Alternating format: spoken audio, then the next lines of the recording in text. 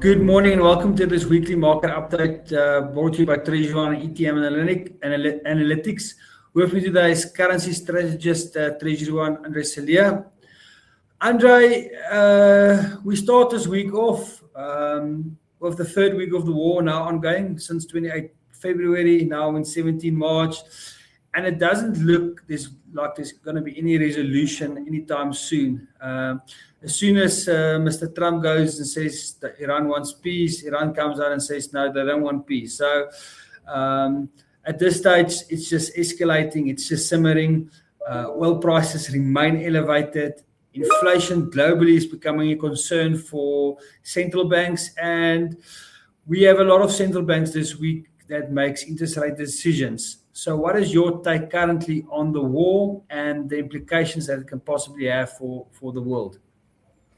Thank you very much, Vichard, and good morning. I am not going to dwell on how long this war can take and what the situation is around that. I'm just going to focus here on what's the impact of what's going on and what's the key things. Now, one of the key points here is oil and the prices of oil and a Strait of Hormuz, where Iran is saying it's open as long as it's not an American ship or as long as it's not a ship that's got anything to do or remotely linked to America or Israel. Because if it's remotely linked to it, it's a target and I will attack it. What's also concerning is the fact that the targets being hit by Iran is not just American targets, it's civilian targets in various countries in that region, airports, hotels, etc. So a dangerous situation.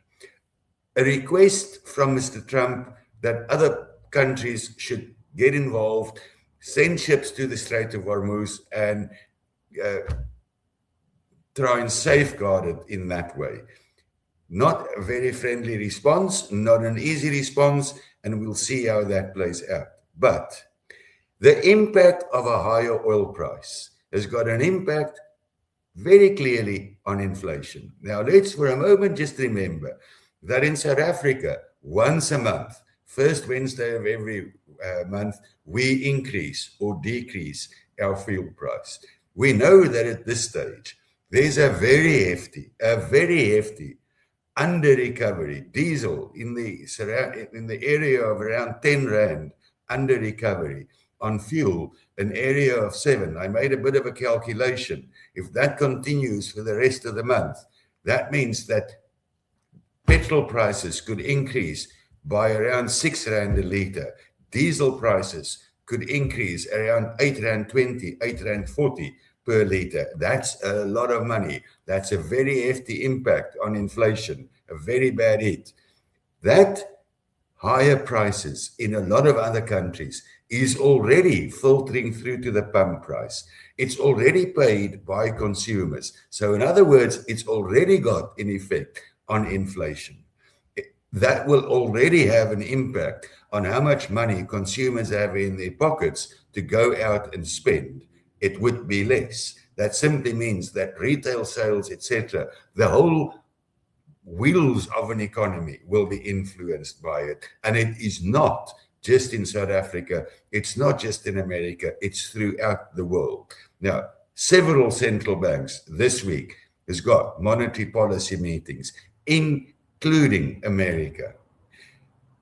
Yes, the inflation at this stage looks that it is coming down and that there could be room simply based on historic movements at this point in time of inflation that you can cut interest rates. But then the 28th of February happened and a lot of things have changed.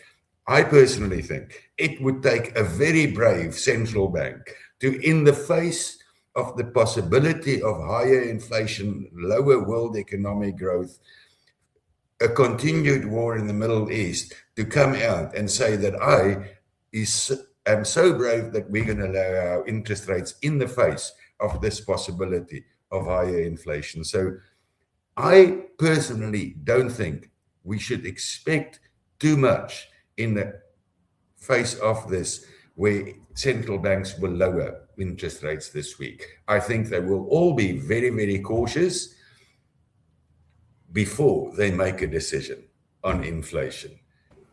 Will it have an impact further on South Africa and also our interest rates? Yes, absolutely. But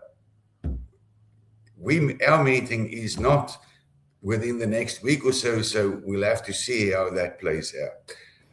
Will it have a further impact on commodity prices? We have seen that yields on bond markets, in other words, longer term interest rates, are moving up all over, also in South Africa.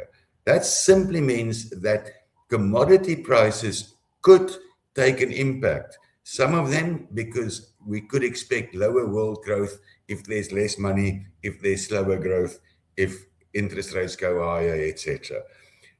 Gold in itself could also go a little bit lower because people might move out a little bit of gold that you don't really earn an interest rate on and take some of that cash that they free up by selling gold and put it into longer term yield carrying interest rates where bond rates are going up. So it could have an impact. That in itself could have an impact on the rand. Interest rates could have an impact on the rand. Inflation could have an impact on the rand. And we'll have to see how this gels out, because every day is basically a new day in terms of this war, and you could be faced with very quick and sudden moves in everything. For the moment, I think we might be contained in 1650 to 17. What does concern me is that 17, we get close to that quite a few times, and then every time it retreats from there. So that becomes a very technical level, and if it breaks because there's big movements in the euro or the pound or the dollar value, then it could mean that once you break it, you could have a quick and sudden move. So volatility and uncertainty is at the moment the name of the game, and with us, that we have to live with. Andre, thanks so much for that summary. Just a little add-on, we've already seen the Bank of Australia raise interest rates for a second time because they're worried about inflation. I think all the other central banks will be cautious. The Reserve Bank next week, like Mr.